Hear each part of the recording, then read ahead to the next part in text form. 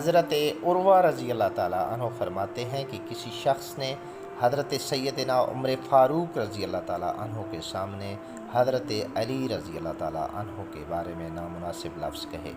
حضرت عمر فاروق نے اس شخص کا ہاتھ پکڑا اور اسے لے کر نبی پاک صلی اللہ علیہ وآلہ وسلم کے روضہ مبارک پر لے گئے اور اس شخص سے فرمایا،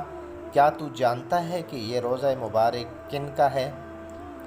اس شخص نے کہا، یہ روضہ مبارک نبی پاک صلی اللہ علیہ وآلہ وسلم کا ہے۔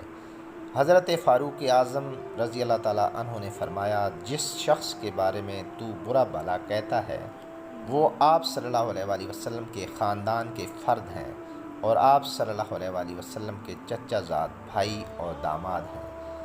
اگر تو حضرت علی رضی اللہ تعالیٰ عنہ کا تذکرہ اچھے الفاظ میں نہیں کرتا